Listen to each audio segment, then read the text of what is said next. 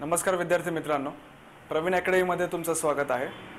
आज आपण physical geography 11th एनसीईआरटीचं जे बुक आहे त्याच्यातला चॅप्टर 10 आपण बघणार आहोत, ज्याच्यामध्ये atmospheric circulation and weather system या गोष्टींबद्दल आपण बोलणार आहोत। याच्या आधीच्या लेक्चरला आपण जे पॉईंट बघितलेले आहेत, आय होप तुम्ही ते रिवाइज करत आहात आणि त्या व्हिडिओमध्ये जेही काही तुमचे प्रॉब्लेम्स असतील, do comment on them and we will reply to them as soon as possible. So basically जेव्हा आपण एअर बद्दल बोलतो, एअर किंवा विंड बद्दल बोलतो, तेव्हा specifically we talk about a parcel, that is parcel of air. त्या पार्सल ऑफ एअरच्या काही स्पेसिफिक प्रॉपर्टीज आहेत, टेम्परेचर, प्रेशर, ह्युमिडिटी, आणि त्या पार्सल ऑफ एअरला बोलतात एअर मास। सो ह्या एअर मासबद्दल आपण काही नेक्स्ट स्लाइड्समध्ये we will discuss about it. For the start, जो सिलेबसचा पार्ट आहे, it's talked about the suppose कुठल्याही एअर पार्सलला आपण हीट दिली और त्याचं टेम्परेचर इन्क्रीज केलं, so in that process what will happen, त्या प्रोसेसमध्ये एअरचं टेम्परेचर इन्क्रीज होणार आणि टेम्परेचर इन्क्रीज झाल्यामुळे जे इलेक्ट्रॉन्स असतील त्यांची मुवमेंट इन्क्रीज होणार आणि due to the increase of movement त्याची डेन्सिटी कमी होते, एअर पार्सलची डेन्सिटी कमी होणार आणि डेन्सिटी कमी झाल्यावर it will start moving upwards, so त्याची अपलिफ्टमेंट होते आहे। ऑलराइट, सिमिलरली जर त्या एअर पार्सलची आपण टेम्परेचर कमी केलं, it will cause reduction of density, त्याची डेन्सिटी वाढेल, त्याची डेन्सिटी वाढेल आणि त्या डेन्सिटी वाढल्यानंतर इट विल सिंक डाऊन, त्याची मुवमेंट होणार डाऊनवर्ड साईडला। ओके, टेम्परेचर इन्क्रीज झालं आहे, डेन्सिटी कमी झाली की it will move up side, temperature reduce झालं आहे सो त्याची डेन्सिटी इन्क्रीज होणार, it will go downward side. हा बेसिक फंडा आहे ॲटमॉस्फेअरचा किंवा क्लायमेटॉलॉजीचा। नेक्स्ट पार्ट, ह्या प्रोसेसमुळे काय होतं आहे, there will be a pressure variations. How the pressure variations will work हे आपण सायक्लोन आणि अँटी बघताना आपण बघूया। पण जेव्हा एखाद्या एरियाचं आपण टेम्परेचर इन्क्रीज करतो त्यामुळे तिथे लो प्रेशर सिस्टीम क्रिएट होते आणि जेव्हा एखाद्या एरियाचं टेम्परेचर कमी होतं आहे तिथे हाय प्रेशर सिस्टीम क्रिएट होते। दिस हॅपन्स इनव्हेरिएबली आणि ह्या प्रोसेसमध्ये आपल्याला मोमेंट ऑफ एअर किंवा त्याला आपण विंड बोलतो ही बघायला भेटते। आता फॉर एक्झाम्पल, हे जे प्रेशर व्हॅरिएशन्स असतं हे व्हर्टिकल सुद्धा असतं आणि हॉरिझॉन्टल सुद्धा असतं आणि ह्या दोन्ही प्रोसेसमुळे आपल्याला एअरची मुवमेंट व्हर्टिकली बघायला भेटते आणि हॉरिझॉन्टली बघायला भेटते।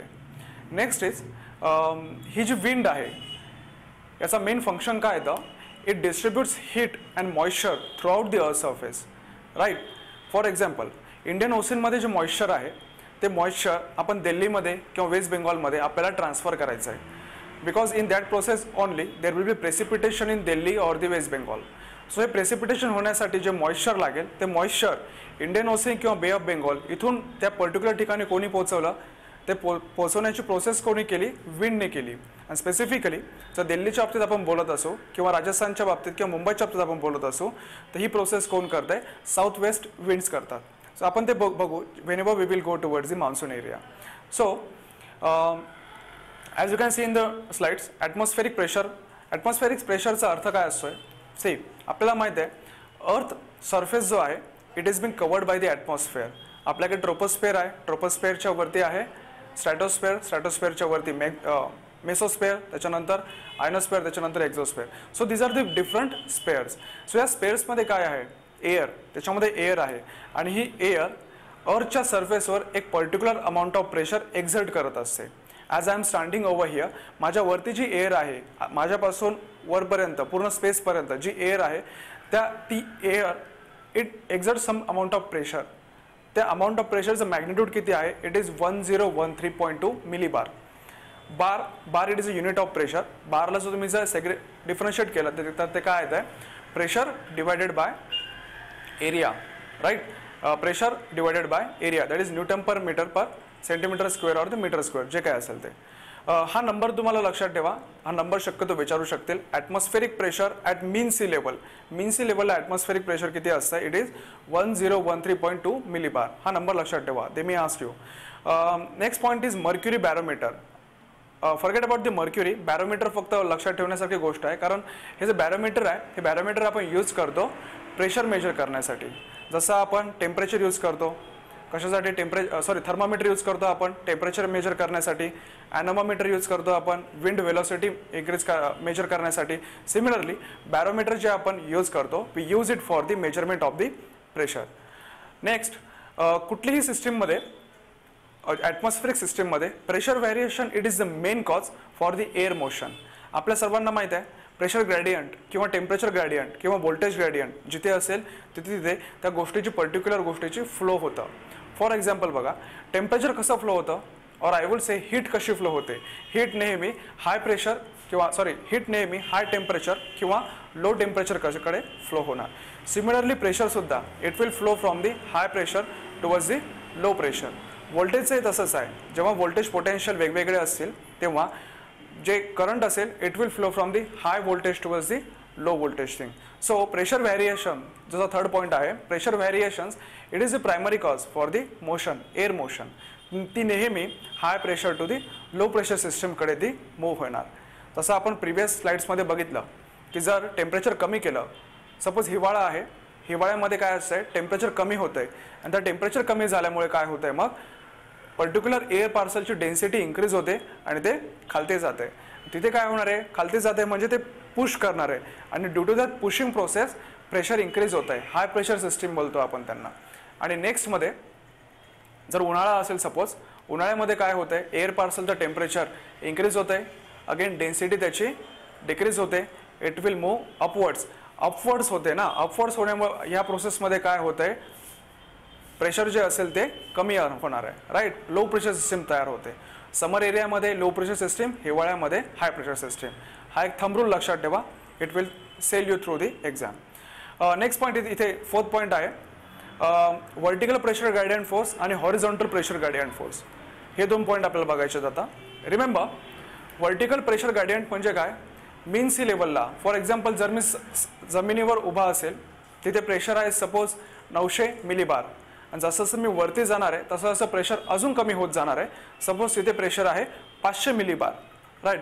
सो इन दॅट केसेस जी मुवमेंट असेल एअरची ती अपवर्ड साईडला असेल, राईट. मग ही मुवमेंट कशी आहे, व्हर्टिकल मुवमेंट आहे. इथे व्हर्टिकल प्रेशर ग्रॅडियंट आहे. ग्रॅडियंटचा अर्थ काय असतो, उतार असतो, राईट. सो इथे कसं आहे ग्रॅडियंट, व्हर्टिकल ग्रॅडियंट आहे.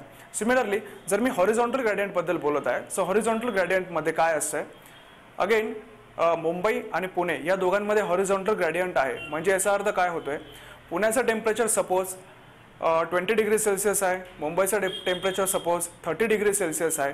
इन दॅट केस मुंबईवरून जी एअर अपलिफ्ट होणार आहे ती पुणेमध्ये जाऊन रिसाइड होणार आहे, राईट. सो या प्रोसेसमध्ये कसं होतं आहे, हॉरिझॉन्टल प्रेशर ग्रॅडियंट होतं आहे. सो जी एअर पार्सल ती कशी मूव्ह होते, हॉरिझॉन्टली मूव्ह होते. ओके. सो इथे आपण दोन गोष्टी बघितल्यात, व्हर्टिकल प्रेशर ग्रेडियंट आणि horizontal pressure gradient. Now in real life आपल्याला व्हर्टिकल प्रेशर ग्रेडियंट जास्त बघायला भेटत नाही as compare to horizontal pressure gradient. Why this is so, because vertical pressure gradient it is balanced by exactly opposite direction by the gravitational force, right.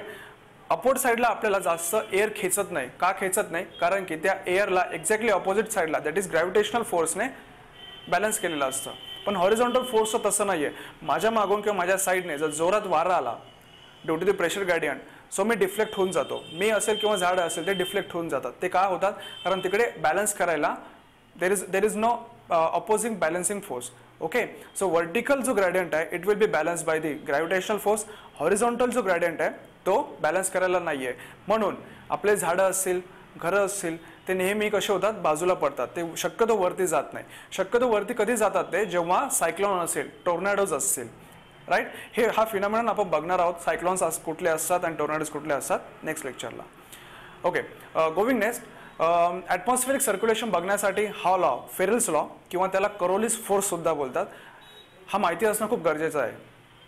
C, फेरेल्स लॉचं statement काय आहे, suppose एखादं wind हा northern हेमिस्फिअरमध्ये असेल आणि तो इक्वेटरपासून northern पोलकडे जो move होतो आहे, तो इन दॅट केस तसं तो डिफ्लेक्ट होऊन जाणार आहे. तो कुठे डिफ्लेक्ट होणार आहे, तो त्याच्या राईट साईडला डिफ्लेक्ट होईल. All right.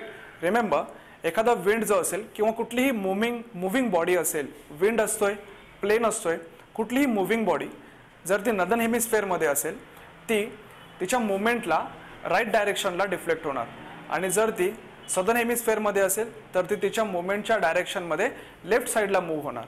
फिगरमध्ये दिलेलं आहे राईट. फिगरमध्ये नदर्न हेमिस्फेअरमध्ये बघा, नदर्न हेमिस्फेअरमध्ये कुठे जात आहे, नदर्न हेमिस्फेअरमध्ये राईट डायरेक्शनला जात आहे. आणि सदर्न हेमिस्फेअरमध्ये कुठे जात आहे, सदर्न हेमिस्फेअरला it is getting deflected towards the left hand side. हा फेरेल्स लॉ आहे. आणि फेरेल्स लॉ कशाबद्दल बोलतो, it talks about the Coriolis force. हे डिफ्लेक्शन होण्यासाठी कुठल्या तरी फोर्सची गरज लागेल ना आपल्याला. That force is known as a Coriolis force.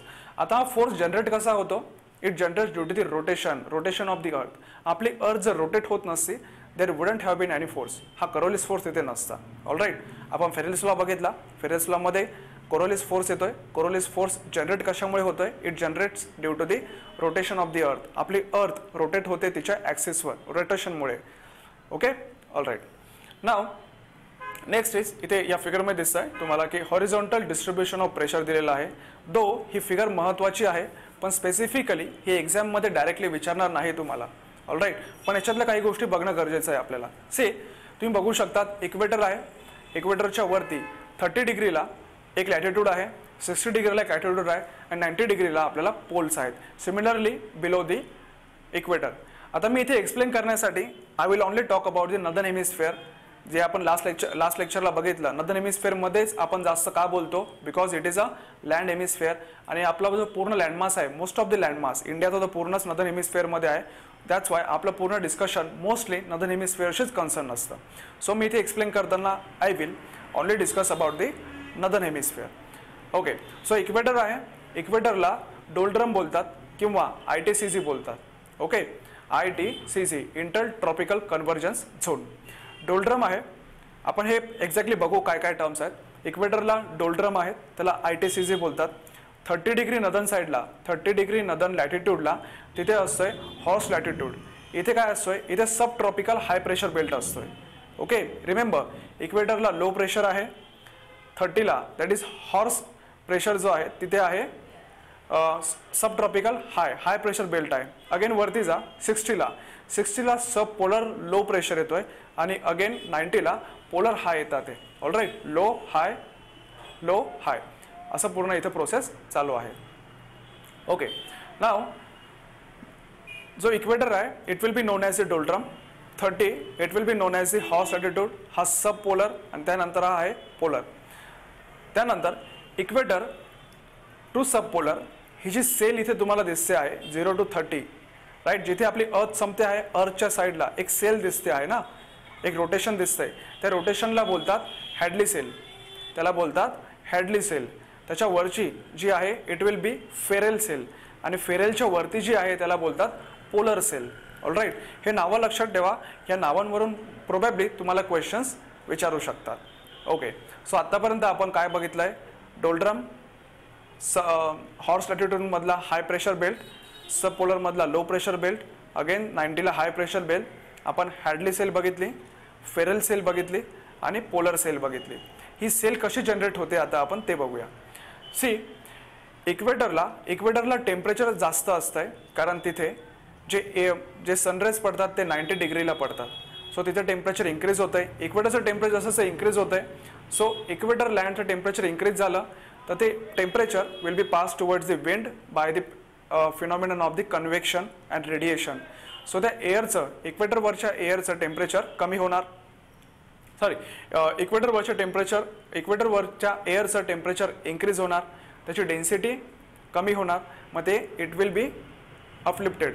आणि अपलिफ्ट झाल्यावर जेव्हा ते ट्रोपोस्फिअरच्या हाईटला जातं 80 किलोमीटरपर्यंत, ट्रोपोपॉजला जेव्हा पोहोचतं ते तेव्हा it will lose the heat. आजूबाजूच्या एरियाला ते हीट लूज करणार आणि मग पुन्हा ते जसं ते मूव्ह होत जाणार. कुठे होणार ते मूव्ह, 30 डिग्री लॅटिट्यूडला ते मूव्ह होणार. आणि त्याचं टेम्परेचर आता डिक्रीज झालं आहे त्या एअर पार्सलचं. जो एअर पार्सल इक्वेटरपासून अपराईज झाला होता तो 30ला गेला. 30ला त्याचं टेम्परेचर डिक्रीज झालं. त्याचं टेम्परेचर डिक्रीज झाल्यामुळे डेन्सिटी इन्क्रीज झाली. मग ते खालते येणार, अपसाईड होणार आणि मग तिथे ते हाय प्रेशर सिस्टीम क्रिएट करणार. या सगळ्या प्रोसेस सिमिलरली 30 पासून 60 पर्यंत जातात, 60 पासून 90 पर्यंत जातात. ओके. मग that's why we get the Hadley cell, Ferrel cell आणि polar cell. Now remember, exam point of व्ह्यूने ही figure no one will ask you to explain this figures. ते मॅक्झिमम तुम्हाला काय विचारतील, इक्वेटरला काय आहे, सब हॉर्स लॉटिट्यूडला काय आहे किंवा हॉर्स लॉटिट्यूडचे डिग्रीज काय आहे, सब पोलरला काय आहे, पोलरला आणि पोलरला काय होतं 90 डिग्रीला. त्यानंतर हॅडली सेल कुठे असते, फेरेल कुठे असते, पोलर सेल कुठे असते, एवढ्या गोष्टी तुम्हाला विचारतील ते. नेक्स्ट या फिगरमधून बघण्यासारखी गोष्ट ही महत्त्वाची आहे की इथे जे डिफरंट नेम्स आहेत विंड्सला, ते विंड्सला नावं कसे दिलेले आहेत. ऑलराईट, सी आपण आपलं बघूया 0 to 30 मध्ये बघा. आता 30 पासून ग्राउंडला, 30 पासून ग्राउंड सरफेसला 30 पासून 0 डिग्रीकडे विंड फ्लो होते आणि ट्रोपोपॉजला 0 पासून 30 कडे विंड फ्लो होते. Alright, we will be concern only about the surface area. Now see 30 पासून 0 कडे एअर जेव्हा फ्लो होते आहे तर फ्लो ती विंड जो आहे it will get deflected due to the Ferrel's law. ती कुठे डिफ्लेक्ट होणार आहे, त्याच्या राईट हँड साईडला डिफ्लेक्ट होणार आहे. तुम्ही बघा आता इथे तिची लाईन आहे ती कशी आहे, तिरपी आहे, इथे स्लॅन्ट लाईन आहे. ती स्लॅन्ट का झालेली आहे, फेरेल्स लॉमुळे. त्याच्या डायरेक्शनच्या लेफ्ट, त्याच्या राईटला ती डिफ्लेक्ट झालेली आहे तिथे. ऑलराईट, सो ह्या असा जो वारा वाहतो त्याला काय बोलतात, नॉर्थन साईडचा ईस्टर्न साईड. ऑलराईट, सो त्याला बोलतात नॉर्थ ईस्ट विंड्स. येते लक्षात, हा कुठून वाहतोय, नदर्न साईड आणि ईस्टर्न साईड, इथून तो कुठे जातोय, सदर्न साईड आणि वेस्टर्न साईडकडे जातोय. म्हणून मग त्याला काय बोलतो आपण, नॉर्थ ईस्ट साईड्स. ठीक आहे. आणि त्याच्यानंतर त्याच्या एक्झॅक्ट ऑपोजिटला बघा, जर आपण सदर्न हेमिस्फेअरमध्ये गेलो, सदर्न हेमिस्फेअरमध्ये आता त्या विंडला नाव कसं देणार आहोत आपण, तो कुठून येतोय, तो सदर्न साईडच्या वेस्टर्न साईडने येतोय तो. राईट, साऊथला आहे तो आणि वेस्टर्न साईडला आहे म्हणून तो साऊथ वेस्टकडून येतोय. सिमिलरली जेव्हा आपल्याला मान्सून, आपल्याकडे विंड्स येतात बघा, मान्सून विंड्स येतात जूनमधले जे मान्सून विंड्स असतात जे वेस्टर्न घाटला टच होतात, जेव्हा किंवा अरेबियन कोस्ट आहे आपला त्याला येतात. सो वेस्टर्न घाट असेल किंवा अरेबियन कोस्ट असेल त्याला जे विंड टच होतात ते कुठून येतात, साऊथ वेस्ट साईडने येतात. सिमिलरली जो विंटर मान्सून असेल, विंटर मान्सूनचे विंड्स कसे असतात, तामिळनाडू कोस्ट, तामिळनाडूच कोस्ट इमॅजिन करा, तिथे तुम्हाला जाणवेल की तो कसा येतोय, ते त्या नॉर्थ ईस्ट विंडकडून येतात ते. Alright, okay. So I hope I have made this figure explain very well. Now काही गोष्टी इथे आहेत, पोलर ईस्टर्लीज, त्यानंतर प्रिव्हेलिंग वेस्टर्लीज आणि ट्रेड विंड्स. आता आपल्यासाठी महत्त्वाचे आहेत ट्रेड विंड्स. ट्रेड विंड्सला नाव कसं पडलेलं आहे, सी प्रिव्हियस इयरमध्ये जेव्हा अरब किंवा ग्रीक किंवा रोमन्स हे जेव्हा इंडियामध्ये यायचे व्यापार करण्यासाठी, तो ते कसे यायचे, तेव्हा त्यांच्याकडे बोट असायचे त्यांच्या, आणि त्या बोटला शीड लावलेले असायचे. पॉवर्ड किंवा डिझेल इंजिनवर चालणारे बोट्स नव्हते तेव्हा. त्यांच्याकडे काय होतं तेव्हा त्यांच्याकडे कर्टन्स असलेले, मोठे मोठे कर्टन्स असलेल्या बोट होत्या. सो त्या बोट मूव्ह करण्यासाठी त्यांना वाऱ्यांची गरज असायची आणि ते वारे कुठले होते, मग नॉर्थ ईस्ट ट्रेड विंड्स. ह्या ट्रेड विंड्सने त्यांना खूप मदत केलेली. म्हणून व्यापारासाठी लागणारे, ट्रेडसाठी लागणारे जे वारे त्यांना त्यांनी मग काय नाव दिलेलं आहे, ट्रेड विंड्स. इथे अप्पर साईडला बघा पोलर वेस्टर्लीज, त्यांना वेस्टर्लीज नाव का दिलेलं आहे, again it is due to the Ferrel's law. See Ferrel's law इक्वेटरला 0 असतो आणि पोलकडे जसं जसं आपण जातोय तसं तसं त्याची डिफ्लेक्शन वाढत जात आहे. ऑलराईट, जर विंड इक्वेटरला असेल डिफ्लेक्शन कमी असेल, 0 असेल एक्झॅक्टली, 30 डिग्रीला डिफ्लेक्शन कमी असतंय, 60ला थोडं वाढलेलं असतंय, 90 पर्यंत विंड जाईल तेव्हा तो पूर्ण डिफ्लेक्ट होऊन जातो. ठीक आहे, मग 90 पर्यंत जाताना तो पूर्ण आडवा होतोय, तो पूर्ण हॉरिझॉन्टल होऊन जातोय. 30-60 पर्यंत स्लॅन्ट असतोय तिथे. ऑलराईट, तुम्ही फिगरमध्ये बघू शकताय. राईट, 30 to 60 हा जो विंड आहे हा तिरपा आहे, पण 60 to 90 इकडे जाताना विंड हा पूर्ण हॉरिझॉन्टल होऊन जातो. हॉरिझॉन्टल का होतोय, फेरेल्स लॉमुळे. कारण तिथे गेल्यावर फेरेल्स लॉ एवढा स्ट्रॉंग होऊन जातो की त्या विंडला तो पूर्ण हॉरिझॉन्टल डिफ्लेक्शन त्याचं होऊन जात आहे. म्हणून त्याला वेस्टर्लीज बोलतात की विंड पूर्ण वेस्टर्न साईडकडून येतात. सिमिलरली 30 to 60 मध्ये बघा, 30 to 60 मध्ये आपण त्यांना काय बोलतोय, ईस्टर्ली बोलतोय. ईस्टर्ली का बोलतोय, कारण ते ईस्ट कडून येतात आहे. आणि वरती वेस्टर्ली का बोलतोय, कारण ते वेस्ट कडून येतात आहे. All right, okay. सो इक्वेटरला डोल्ड्रम आहे, हॉर्स लॅटिट्यूड आहे, हॉर्स लॅटिट्यूडमध्ये हाय प्रेशर आहे. 60 डिग्री सब पोलर लो आहे. 90 डिग्रीला काय आहे, हाय प्रेशर सिस्टीम आहे. त्यानंतर आपल्याकडे Hadley cell, Ferrel cell, polar cell. Alright, त्याच्यानंतर आपल्याकडे आहेत ईस्टर्लीज, वेस्टर्लीज आणि north east trade winds. Alright, हे सगळं आपण बघितलं नदर्न हेमिस्फिअरच्या पॉईंट ऑफ व्ह्यूने. सिमिलरली तुम्ही हे ऑपोजिट करून टाकायचा सदर्न हेमिस्फिअरच्या साईडने.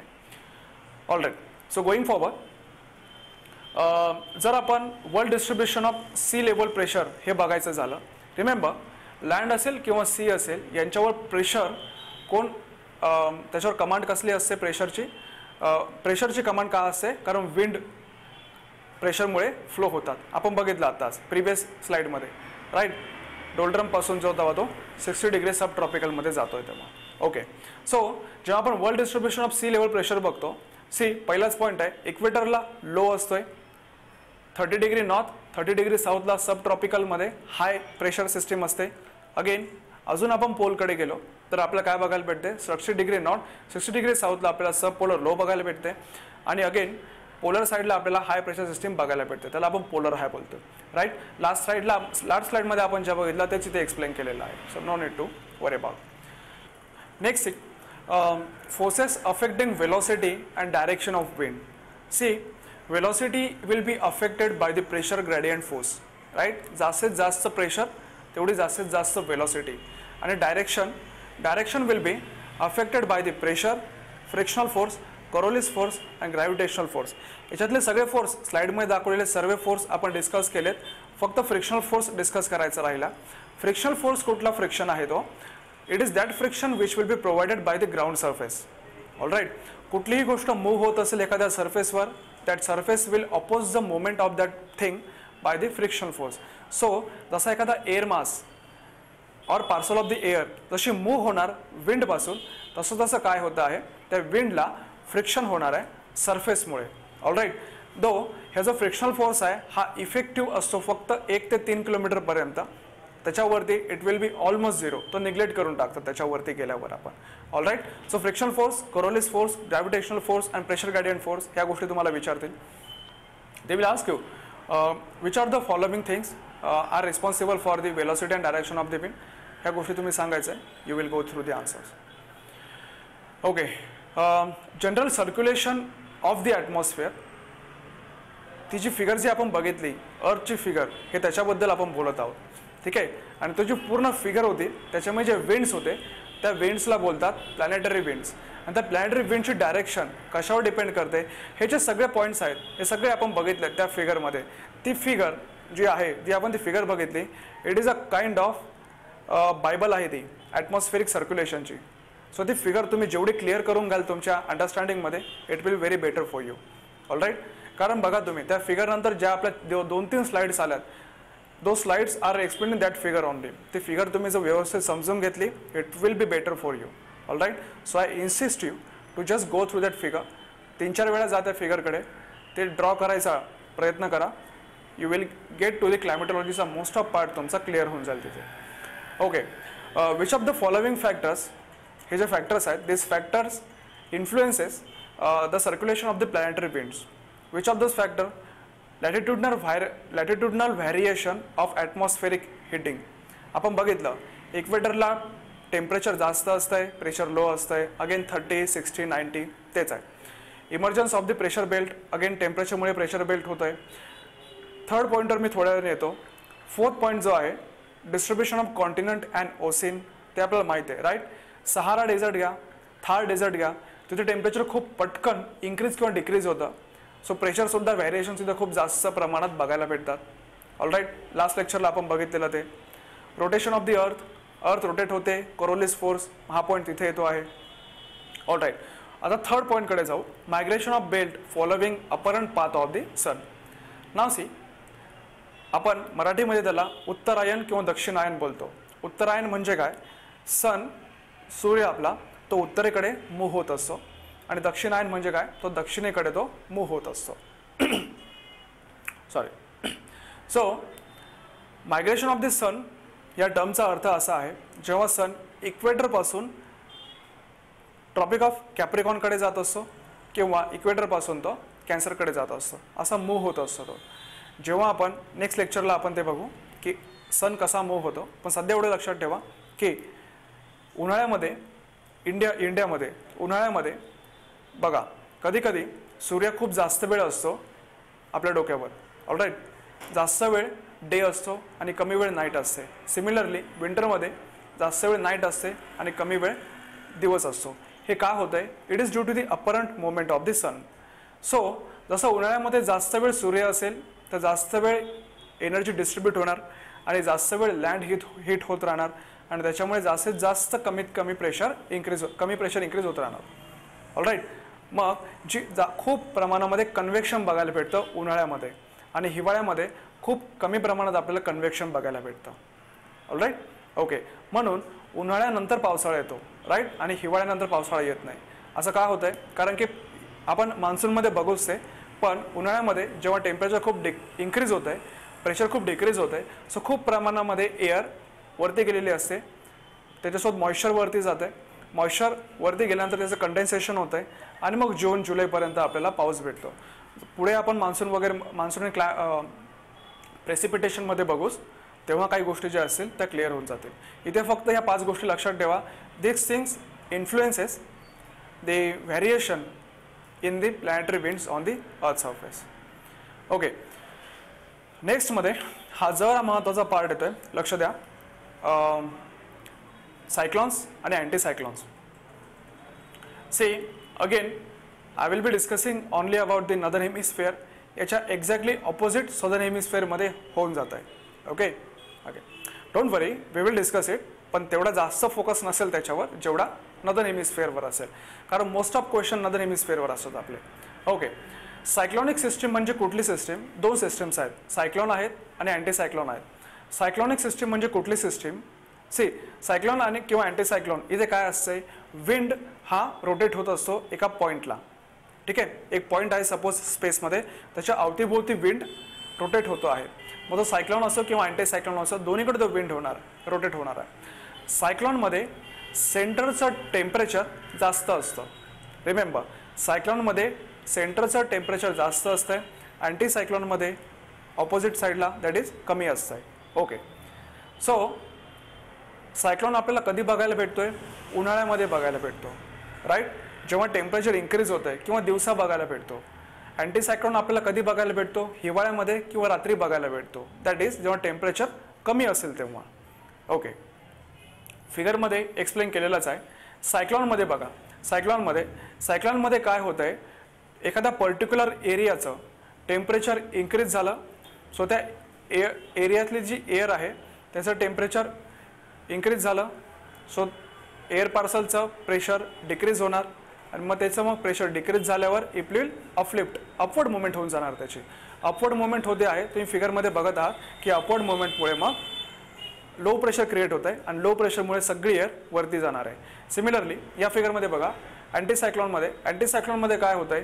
सपोज रात्र आहे किंवा हिवाळा आहे, सूर्याचे प्रकाश एवढा जास्त नाही आहे, स्लॅन्ट एरिया आहे, स्लॅन्ट रेज येतात आहेत, सो त्या पर्टिक्युलर एअरचं टेम्परेचर डिक्रीज होत आहे, डेन्सिटी इन्क्रीज होणार, इट विल सबसाईड. फिगरमध्ये ॲरोज दाखवतात बघा, इट विल सबसाईड. सो अँटीसायक्लॉनमध्ये एअर खालती येते, सायक्लॉनमध्ये एअर वरती जाते. ऑलराईट, एवढं लक्षात ठेवा. देन टेबलमध्ये तर व्यवस्थित एक्सप्लेन केलेलं आहे. सायक्लॉनमध्ये बघा, सायक्लॉनमध्ये it is a low pressure system. Figure पण कोरिलेट करून घ्या, it will be very easy for you. सायक्लॉनमध्ये लो प्रेशर सिस्टीम आहे, अँटीसायक्लॉनमध्ये हाय प्रेशर सिस्टीम आहे. आता नदर्न हेमिस्फिअरमध्ये जर आपण बघितलं, नदर्न हेमिस्फिअरमध्ये सायक्लॉन हा अँटी क्लॉकवाईज फिरतो आणि अँटीसायक्लॉन हा क्लॉकवाईज फिरतो. ठीक आहे. याच्यामध्ये एक्सप्लेन करण्यासारखं नाही आहे, काही फॅक्ट आहेत फक्त, हे फक्त व्यवस्थित लक्षात ठेवा. कुठल्याही एका हेमिस्फिअरसाठी तुम्ही लक्षात ठेवा त्याच्या एक्झॅक्टली ऑपोजिट कन्सेप्ट अप्लाय करायची दुसऱ्या हेमिस्फिअरला. ओके. एक्झाममध्ये विचारलं तर फक्त तुम्ही लक्षात ठेवताना एका हेमिस्फिअरसाठी लक्षात ठेवा आणि जर सदर्न हेमिस्फिअरचं विचारलेलं असेल त्याच्या एक्झॅक्टली ऑपोजिट सिस्टम तुम्ही अप्लाय करून टाकायचं तुमच्या कन्सेप्ट. फक्त फॅक्ट्स आहेत, एक्सप्लेन करण्यासारखं नाही आहे काय. Cyclone low pressure system, anticyclone high pressure system. Cyclone इंडियामध्ये किंवा नदर्न हेमिस्फिअरमध्ये तो अँटी क्लॉकवाईज फिरतो आणि जो अँटीसायक्लॉन आहे तो नदर्न हेमिस्फिअरमध्ये क्लॉकवाईज फिरतो. सदर्न हेमिस्फिअरमध्ये याच्या एक्झॅक्टली ऑपोजिट साईडला प्रेशर सेमच राहत आहे. सदर्न हेमिस्फिअरमध्ये असं नाही आहे की सायक्लॉन लो प्रेशरचा तो हाय प्रेशर होऊन जाणार, असं नाही होत, फक्त डायरेक्शन चेंज होते. सायक्लॉन हा ऑल ओव्हर दी अर्थ कुठेही जा हा लो प्रेशर सिस्टीमच असेल आणि अँटीसायक्लॉन हा हाय प्रेशर सिस्टीमच असेल. ऑलराईट. ओके. फक्त डायरेक्शन लक्षात ठेवा. Okay. Next is land and sea breeze. हा आपल्या मागच्या लेक्चरचा पॉईंट आहे. ओके. हा तेव्हा आपण सोडलेला कारण त्याचा थेरी आपण एक्सप्लेन नव्हती केलेली. आज आपण ती बघितली की एखादा लँड सरफेसचं टेम्परेचर इन्क्रीज आणि कमी झाल्यावर काय काय होत आहे. See figure it is self explanatory. L stands for low pressure system, high stands for high pressure. Again त्या फिगरमध्ये तसंच आहे. नाव सी लँड जी आहे त्या साईडची फिगर जी आहे राईट, त्याच्यामध्ये लँडमध्ये बघा आता काय होतं. लँडमध्ये सपोज दिवस आहे, लँडचं टेम्परेचर इन्क्रीज होतं आहे. लँडचं टेम्परेचर इन्क्रीज झालं, त्याच्यावरती जी हवा आहे एअर पार्सल आहे त्याचं टेम्परेचर इन्क्रीज होणार. अगेन त्याचं प्रेशर डिक्रीज होणार, ती वरती जाणार. ॲरो बघा कसं चाललं आहे. All right, so it will move upwards, वरती जाणार, ते टेम्परेचर लूज करणार आणि पुन्हा ते इकडे जाऊन मध्ये सबसाईड होणार. ही पूर्ण प्रोसेस जिथे समुद्र आणि लँड जवळजवळ आलेलं आहे तिथे होत आहे. मग दिवसा काय होत आहे, लँडचं टेम्परेचर कमी होत आहे, लँडमधून हवा समुद्राकडे जाते आणि लँडमधलं जे टेम्परेचर कमी झाल्यामुळे जी हवा इकडे गेली तिथे जो व्हॅक्यूम क्रिएट झाला तो व्हॅक्यूम फिलअप करण्यासाठी जी एअर लागेल ती समुद्र सप्लाय करतो. मग अशी एक सायकल क्रिएट होऊन जाते. लँडकडून समुद्राकडे एअर जाते आणि समुद्राकडून लँडकडे एअर पास होते. आता समुद्राकडून जी एअर पास होते लँडकडे याचं टेम्परेचर कमी असतं आणि याचं टेम्परेचर कमी असल्यामुळे लँडमध्ये जे लोक आहेत ते लोक राहतात त्यांना गार हवा भेटते. मग त्या गार हवामुळे याला ही जी प्रोसेस आहे याला म्हणतात मॉडरेटिंग इन्फ्लुएन्स. सो समुद्राच्या जवळ जे लोक राहतात त्यांना कधी जास्त गरम होत नाही आणि त्यांना कधी खूपच जास्त थंडीही वाजत नाही. याचा जो मेन फिनॉमिनॉन आहे तो कुठला आहे, लँड अँड सी ब्रेज. आता लँडच्या बाबतीत जे आपण बघितलं लँड ब्रिजच्या बाबतीत त्याच्या एक्झॅक्टली ऑपोजिट आपल्याला कधी बघायला भेटतं, रात्री, that is sea breeze. Sea ब्रीजमध्ये काय होतं आहे, सी ब्रीजमध्ये रात्री टेम्परेचर इन्क्रीज होतं ओशियन सरफेसचं आणि त्याच्यामुळे मग वारा कसा फ्लो करायला लागतो, it will flow from the ocean towards the land surface. येते लक्षात. लँड सरफेसच्या एक्झॅक्टली ऑपोजिट लँड ब्रिज आणि सी ब्रिज हे एक्झॅक्टली एकमेकांच्या ऑपोजिट आहेत. ऑलराईट, लँड ब्रिजमध्ये हवा लँडकडून सीकडे वाहणार आणि सी ब्रिजमध्ये हवा सीकडून लँड ब्रिजकडे वाहणार. Alright, next point is air masses. Air मासमध्ये बघा एअर मास काय असतं आपण लास्ट लेक्चरला बघितलेलं. Air mass it is a parcel of air. Okay, एक मोठं पार्सल असतं एअरचं, रेक्टँग्युलर असेल सर्क्युलर असेल, फिगरमध्ये दाखवलेलं आहे. फिगरमध्ये बघा ह्या दोन मासेस दाखवतात आहे. एअर मास तर एअर मासचं डायमेन्शन बघा किती आहे. एक एअर मास अर्धा कॉन्टिनेंट पण कव्हर करू शकतं. ओके, 600 किलोमीटर 1000 किलोमीटर एवढे लांब असतात एअर मासेस. सो हा अमेरिकेचा आपण USA आपण मॅप घेतलेला आहे. USA नदन साईडने एक एअर मास येते आणि USA सदन साईडने एक एअर मास येते. आता ही जी नदन साईडकडून एअर मास येते ती आर्टिक रिजनमधून येते. आर्टिक रिजनमधून येते म्हणजेच काय, त्याचं टेम्परेचर खूप कमी असणार आहे.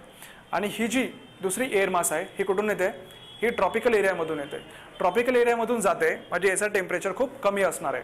ऑलराईट, सो हे जे एअर मास याचं टेम्परेचर कमी आहे म्हणून ह्या एअर मासच्या खालती जी लँड आहे त्याचं टेम्परेचर सुद्धा कमी होत जाणार आहे. राईट, मग जेव्हा अशी कोल्ड एअर मास जेव्हा येते तेव्हा ती सोबत खूप कमी टेम्परेचर घेऊन येते. या कमी टेम्परेचरमुळे मग आपल्याला फ्रोस्ट बघायला भेटतो, पिकांचं नुकसान होतं, ॲग्रिकल्चरचं नुकसान होतं. राईट, जे जनावरं असेल त्यांचं नुकसान होतं आहे. हे सगळे नुकसान होतात ह्या कोल्ड एअर मासमुळे. सिमिलरली जेव्हा ही जी ट्रॉपिकल वॉर्म एअर मास जशी जशी वरती जाते ती पण सोबत खूप हाय टेम्परेचर घेऊन येते. ही बेनिफिशियल असते काही काही ठिकाणी आणि इट इज इनबेनिफिशियल फॉर समथिंग. नंतर बघू आपण टाईप्स बघू आपण एअर मासचे. याच्यामध्ये फक्त एवढंच बघा एअर मासचं डायमेन्शन किती असतं, खूप मोठी असते एअर मास. ऑलराईट, स्लाइडमध्ये दाखवलेलं आहे काही 5 major sources of origin of the air mass. Sources काय, एअर मास सोर्स तयार होण्यासाठी काही एरियाज आहेत. फॉर एक्झाम्पल सहारा बघा, सहारा एक मोठा सर्फेस प्रोव्हाइड करतो आपल्याला, खूप जास्त एक्सपान्स असलेला. सो सहारावरचा जो पूर्ण एरिया असेल it will create an air mass. कारण सहाराच्या नदन साईडला किंवा ईस्टर्न साईड, नदन साईड असेल, सदर्न असेल, ईस्टर्न असेल, वेस्टर्न असेल, त्या पूर्ण साईडमधलं त्या पूर्ण रिजनमधलं टेम्परेचर ऑलमोस्ट कॉन्स्टंट असतं आणि हे temperature will be get pass towards the air which is at the top of the Sahara. मग या पूर्ण सहाराच्या वरती जो पूर्ण एअर पार्सल आहे त्याचं टेम्परेचर एक कॉन्स्टंट होऊन जाणार, प्रेशर कॉन्स्टंट होऊन जाणार, ह्युमिडिटी कॉन्स्टंट होऊन जाणार. मग याला आपण काय बोलतोय, एअर मास बोलतो. आता याचं ओरिजिन कुठून झालं आहे, ओरिजिन याचं झालं आहे सहारा डेझर्टमधून. म्हणजेच काय, याचं डेझर्ट कुठून झालं आहे, कॉन्टिनेंटवरून झालेलं आहे, म्हणून आपण याला कॉन्टिनेंटल एअर मास बोलतो. आता हा कॉन्टिनेंट कुठे होता, ट्रॉपिकलमध्ये होता, म्हणून आपण याला काय बोलतो, tropical continental air mass. Similarly suppose Indian ओशिनवरून ट्रॉपिकल इंडियन ओशिनवरून ट्रॉपिकल आपल्या आसपास श्रीलंकेच्या आसपास जो इंडियन ओशन आहे तिथून जर एखादा एअर मास तयार होत असेल त्याला आपण काय बोलतो marine tropical air mass right. नावातच सगळं काय आहे. इट इज अ मरीन समुद्रावर तयार झालाय. ट्रॉपिकल आहे एअर मास. सो फिगरमध्ये दिलेलं आहे काही गोष्टी मेजर सोर्सेस आहेत. एक्झाममध्ये तुम्हाला विचारतील की एअर मासचे which of the following are the major areas for the sources of air mass. कुठकुठले आहेत. Warm tropical and sub tropical oceans. Ocean फक्त एवढं लक्षात ठेवा. ट्रॉपिकल ओशिन किंवा सब ट्रॉपिकल ओशिन तिथून आपल्याला वॉर्म एअर मास भेटते ज्याचं टेम्परेचर जास्त असते. Second is sub tropical high desert. Thar desert, Sahara desert हे काय करतात हे सब ट्रॉपिक्समध्ये आहेत ना म्हणून तिथे these are also source region. Sorry. Next is relatively cold high latitude oceans. हे कुठले येतात. North sea, Atlantic ocean right किंवा आपण अंटार्क्टिका ओशिन. अंटार्क्टिकाच्या ओशिनच्या आसपास जे आहे तिथून सुद्धा एक सब ट्रॉपिकमध्ये जे कोल्ड ओशिन्स आहेत राईट तिथून सुद्धा आपल्याला सोर्स भेटतो आपल्याला एअर मासचा. नेक्स्ट इज डायरेक्टली अंटार्क्टिका किंवा आर्टिक किंवा ग्रीनलँड हे पूर्ण स्नोने कवर्ड आहेत राईट. सो तिथून पण एक आपल्याला सोर्स रिजन भेटतोय. आणि पाचव्या पॉईंटमध्ये अंटार्क्टिका आणि आर्टिक दिलेलंच आहे. सो हे जे 5 पॉईंट्स आहेत this will be necessary for you to remember कुठून आपल्याला सोर्सेस भेटतात. आता जे एअर मासेस आहेत एअर मासेसला स्पेसिफिक नाव दिलेलं असतं. एक सायंटिफिक नाव देतात. ते नाव फक्त इथे दिलेलं आहे ते फक्त बघून घ्या एकदा. MT stands for maritime, T stands for tropical, CT continental tropical, marine, polar, continental polar आणि कॉन्टिनेंटल आर्टिक. नावातच सगळं काय आहे. I do not think so there is anything to explain on to this things. All right. These are only types of the air masses. फक्त आता लक्षात ठेवा MT जो असेल दॅट इज मरीन ट्रॉपिकल. बघा आता ट्रॉपिकल आहे म्हणजे त्याचं टेम्परेचर जास्त असेल म्हणजे तो वॉर्म असेल. तो मरीन आहे म्हणजे त्याचं मॉइश्चर जास्त असेल त्याच्यामध्ये. ठीक आहे. कॉन्टिनेंटल ट्रॉपिकलमध्ये जरी त्याचं टेम्परेचर जास्त आहे पण मॉइश्चर कमी आहे त्याच्यामध्ये कारण तो कॉन्टिनेंटवरून तो जनरेट झालेला आहे. सिमिलरली हे बाकीच्या ठिकाणी पण आपण तसंच रिलेट करणार आहोत. Okay. Next thing frontogenesis. Frontogenesis म्हणजे काय. नाव सी फ्रंटोजेनेसिस या ज्या वर्डला मला ब्रेक करायचा असेल I would say front genesis. Front तयार व्हायची प्रोसेसला बोलतो आपण फ्रंटोजेनेसिस. फ्रंट कशाला म्हणतो आपण बाउंड्रीला आपण फ्रंट बोलतो. All right. नाव सपोज 2 हेवी एअर मासेस आहेत. ओके. एक अंटार्क्टिकाकडून येतोय आणि एक आपला सहारा डेझर्टकडून खालती चाललेला आहे. ते दोघं क्लॅश होणार. All right. एक एअर मास अंटार्क्टिकाकडून इक्वेटरकडे येतोय आणि दुसरा एअर मास सहाराकडून अंटार्क्टिकाकडे चाललेला आहे. तर ते 2 एअर मासेस जे आहेत ते 2 एअर मास कुठेतरी क्लॅश होणार. हे जेव्हा ते क्लॅश होतील एकमेकांना जेव्हा आदळतील तेव्हा यांच्या सेंटरला काय होणार आहे. सेंटरला एक बाउंड्री तयार होते आणि त्या बाउंड्रीला बोलतात फ्रंट बाउंड्री. फ्रंट बोलतात तिला. आणि ही जी फ्रंट तयार होण्याची प्रोसेस आहे त्याला बोलतो आपण फ्रंटोजेनेसिस. आता frontogenesis why it is important because see हा जो एअर मास आहे अंटार्क्टिकाकडून आलेला ह्या एअर मासमध्ये टेम्परेचर आणि प्रेशर कॉन्स्टंट आहे. आणि हा जो एअर मास आहे जो सहारा डेझर्टमधून येतोय त्याच्यामध्ये सुद्धा टेम्परेचर आणि प्रेशर कॉन्स्टंट आहे. सो ह्या दोन्ही एरियामध्ये जास्त वेदरमध्ये चेंजेस बघायला भेटत नाही. वेदरमध्ये चेंजेस कुठे बघायला भेटतात जिथे फ्रंट तयार होते जिथे एकमेकांना आदळतात तिथे फ्रंट बघायला भेटते. तिथे वेदर चेंजेस बघायला भेटतात. आणि जिथे जिथे वेदर चेंजेस बघायला भेटतील तो एरिया आपल्या पॉईंट ऑफ व्ह्यूने इम्पॉर्टंट होतो. म्हणून एक्झाममध्ये तुम्हाला फ्रंटोजेनेसिसचा अर्थ विचारू शकतील किंवा वॉर्म फ्रंट काय आहे, कोल्ड फ्रंट काय किंवा या फ्रंट्स काय आहेत आणि या फ्रंटचे इफेक्ट्स तुम्हाला विचारू शकतील. आता आपण लेट्स सी 1 बाय 1 आपण त्या बघूया. फर्स्ट पॉईंट इज आपला आहे कोल्ड फ्रंट. कोल्ड फ्रंट म्हणजे काय. रिमेंबर जे आपण फ्रंट्स बघणार आहोत त्याच्यामध्ये जी कुठली एअर मास मूव्ह होते त्या एअर मास मूव्ह होते मोमेंटमध्ये जी एअर मास आहे त्या एअर मासचं नाव देतो आपण त्याला. ओके. सो जर कोल्ड एअर मास मूव्ह होत असेल कोल्ड फ्रंट, वॉर्म एअर मास मूव्ह होत असेल वॉर्म फ्रंट, कुठलीही एअर मास मूव्ह होत नसेल आपण त्याला बोलणार स्टेशनरी फ्रंट. आणि ऑक्लुडेड फ्रंटमध्ये आपल्याकडे 3 आहेत. 3 एअर मास आहेत. 2 कोल्ड आहेत आणि वॉर्म आहेत. आपण ते बघूया. So let's first start with the cold front. आता कोल्ड फ्रंटमध्ये बघा तिकडनं त्या साईडने येते आहे कोल्ड एअर मास. तिकडनं कोल्ड एअर मास येतोय. इकडनं माझ्या साईडला इथे आहे वर्म एअर मास, तो वर्म एअर मास एकाच ठिकाणी उभा आहे, पण कोल्ड एअर मास याच्यावर अटॅक करतोय. सो कोल्ड एअर मास आणि वर्म एअर मास यांचं जेव्हा कोलिजन होणार, सो तिथे एक फ्रंट फॉर्म होते आहे. त्या फ्रंटला काय नाव देणार आपण? मुवमेंटमध्ये कोणती एअर आहे मुवमेंटमध्ये? कोल्ड एअर आहे मुवमेंटमध्ये. सो आपण नाव काय देणार त्याला? कोल्ड फ्रंट आपण हे नाव देणार त्याला. नाव सी, कोल्ड याचं टेम्परेचर कमी आहे आणि हा जो आहे आपला वर्म त्याचं टेम्परेचर जास्त आहे. आता याचं टेम्परेचर जास्त आहे म्हणजे याच्यामध्ये मॉइश्चर कॅरिंग कॅपॅसिटी सुद्धा याची जास्त आहे, याच्यामध्ये मॉइश्चर आहे. सो ह्या वर्म एअर मासच्या फ्रंटला जी एअर आहे त्याचं टेम्परेचर जेव्हा कमी होणार, त्याचं टेम्परेचर जसं कमी होतं आहे मग कंडेन्सेशन होणार. कंडेन्सेशन झाल्यामुळे बघा इथे त्यांनी क्युम्युलोनिंबस क्लाउड दाखवलेला आहे. सो क्युम्युलोनिंबस क्लाउड काय होतं आहे, जेव्हा वार्म एअर मास त्याच्या एरियाचा आजूबाजूला जो एअर मास आहे ना त्याचं टेम्परेचर कमी झालं, त्याचं टेम्परेचर कमी झाल्यामुळे त्याचं काय झालं आहे, क्लाउड फॉर्म झाला आहे आणि तो क्लाउड फॉर्मला आपण क्युम्युलोनिंबस क्लाउड म्हणतो आपण. आणि त्या क्युम्युलोनिंबस क्लाउडमुळे खूप हेवी प्रमाणामध्ये प्रेसिपिटेशन होत आहे. ऑलराईट. सो कोल्ड फ्रंटच्या आजूबाजूला कुठलीही फ्रंट असो आपल्याला तिथे प्रेसिपिटेशन बघायला भेटतं आहे. ठीक आहे. So that was the cold front. Cold फ्रंटमध्ये आपल्याला काय भेटतं आहे, कोल्ड एअर मूव्ह होते आणि कोल्ड एअर अटॅक करते. कोणावर करते ती? वॉर्म एअरवर अटॅक करणार आहे आणि मग याच्यावर आपल्याला काय भेटतं, आपल्याला कोल्ड फ्रंट बघायला भेटते आणि त्याच्यावरती इथे आपल्याला क्युम्युलोनिंबस क्लाउड्स आहे. ऑलराईट. ओके. नाव next point is warm front. Warm फ्रंटमध्ये काय आहे, वॉर्म फ्रंटमध्ये काय येते आपल्याला बघा, इथे कुठली एअर मास मूव्ह होते आहे जी रेड कलरमध्ये दिलेली आहे. रेड कलरमध्ये कुठली एअर मास दिलेली आहे? इट इज वॉर्म एअर मास.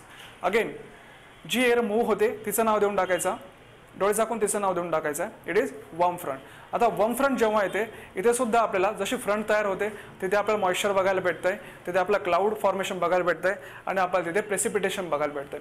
शक्यतो तुम्हाला क्लाउडचं नाव विचारणार नाही मोस्ट प्रपोर्शनमध्ये, तुम्हाला फक्त ही फिगर फक्त थोडीफार एक्सप्लेन करायला लागेल. तुम्हाला तुमच्या डोक्यामध्ये तुम्हाला इमॅजिन करावी लागेल. सो दॅट कोल्ड फ्रंटमध्ये कोल्ड मास अटॅक करतो, वार्म फ्रंटमध्ये वार्म मास अटॅक करतो, फ्रंटच्या इथे क्लाउड फॉर्म होतं आणि आपल्याला काय बघायला भेटतं आहे?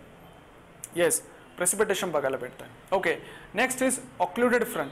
ऑक्लुडेड फ्रंट ही थोडी समजायला किचकट आहे. रिमेंबर, आता लक्षात ठेवा, सुरुवातीपासून बघूया आपण. सपोज इथली ही एकच कोल्ड एअर मास आहे, त्याच्या शेजारी आहे वॉर्म एअर मास. ठीक आहे. आता हा कोल्ड एअर मास ह्या वॉर्म एअर मासवर अटॅक करतो. अटॅक केल्यावर कुठली फ्रंट फॉर्म होईल? पुन्हा एकदा सांगतोय, अटॅक कोण करतंय?